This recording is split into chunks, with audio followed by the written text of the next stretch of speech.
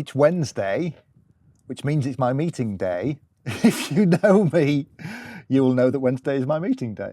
So what I tend to do on Wednesdays is I sit here in our little VBT studio, or my proper camera is right in front of me here. And Wednesdays, I just have back-to-back meetings. And it's a little bit about being... trying just to be more efficient with my time. And it's something I've done for years, that if somebody wants to book a meeting with me, I'll send them my Calendly link. And the only day that's available is a Wednesday, but they can book at any time from sort of 7:30 in the morning to 9 o'clock at night. And today I've got, I think, 10, 11 meetings, just almost back to back. So I've got a little break at the moment. I've got somebody in about 20 minutes, so I'll have to keep this fairly short. But it's great because it means I can be really, really efficient. But it also means that I just spend the day having amazing conversations with people like you, people who are vegan, people who are vegan, have got an interest in business. And it's just a great way to spend my Wednesdays. So that's what I'm doing today. But as I said, I've got a little bit of a slot. So I've just jumped off to update my incubator video diary, because I haven't done one of these for a few days. And it's partially because, as always, I've just been so busy actually doing the incubator work. But there hasn't been that much to update you on. I've been kind of just working on the pitch deck, because that now needs to be in by the end of the week. It needs to be in Friday, but unfortunately I'm traveling down to London to attend the Vegan Party conference. We're actually doing a panel discussion there with Matthew Glover, Matali De Pecaster, Keith Lesser from Vegan Accountants, Daisy Bother from Vegan Fairs, and we're going to be talking about how to support the vegan business sector. And because of that means I've got to get my pitch deck in early, because I'm going to be on the train for the last couple of days. So I've just been working to get all that done. It's pretty much there. It's pretty much done. I need Lisa just to proofread it and then go over it. And then I'm going to be submitting it probably tomorrow midday. But just as a follow-up to the last video I did. So in the last video, I was talking about the idea of how we're going to grow Vegan Business Tribe by basically letting you grow it with us, and the concept of setting up sub-tribes. So it might be that if you are a vegan food manufacturer, you can come and join Vegan Business Tribe, but you've also got your own sub-tribe as well that's got more people who are on the same mission as you are, on that same journey. We've got content just for you. We've got a learning pathway just for you.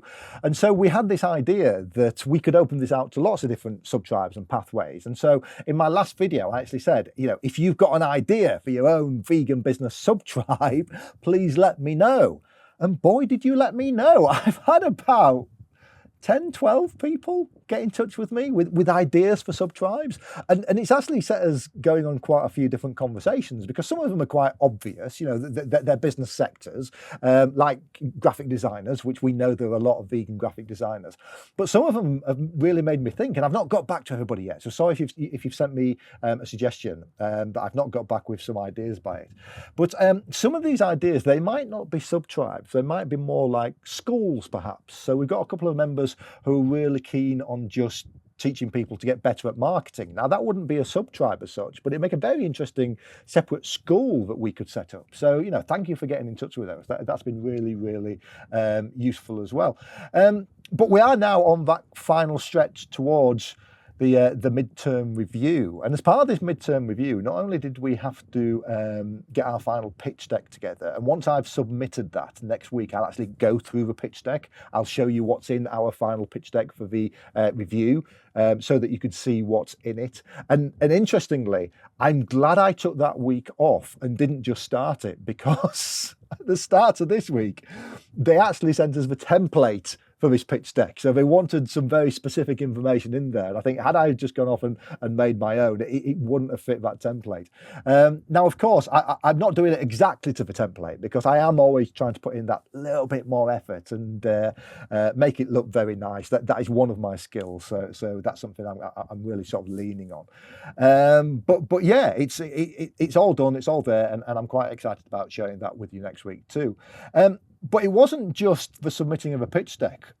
We've also got to give our feedback on the programme so far. And when somebody asks you that, just as you're about to go into a review, you kind of wonder if that's part of the review. And so I've spent far much longer than I should have done. It's probably spent about half an hour on doing this 5-minute feedback form, just sort of thinking, just reading too much into the questions, I think, a little bit. But one of the questions they asked you right at the end of the feedback was, what reasons do you think you might fail the midterm review, i.e. not get through to the second half of the incubator?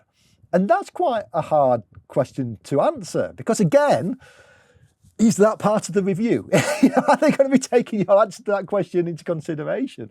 And so I had to have quite a long think about that. And, reasons that I might not get through to the second half. Well, one of the main reasons, and this is actually a very good one, is, I am aware that Vegan Business Tribe is currently a for-profit organisation, and I have a very commercial background. And this is an incubator for social impact entrepreneurs and not-for-profit organisations. So if I don't get through to the second half, there is a potential misfit there. And I'll accept that, because, if there are just limited places, if one of the people who is working on something like farming transition, for instance, if it was a toss-up between Vegan Business Tribe and somebody like that getting through to the incubator, I'd feel quite bad about taking that place. And so yeah, 100%, I'd accept something like that. But this idea of me having a commercial background, I think I've mentioned this before in another one of the video diaries, but I thought that would be a disadvantage. And in some ways it has been, because there's been a lot of new concepts and terminology which comes from the not-for-profit sector that I've had to learn. I've probably had to do a lot more background reading than a lot of the people going through the incubator. And again, that's absolutely fine. But I have learned that having that commercial background, having built businesses, always been very focused on things like cash flow and profits, and making sure that your company is actually making money and can be keeping going for long periods of time. I mean, my agency ran for about 15 years. That is actually...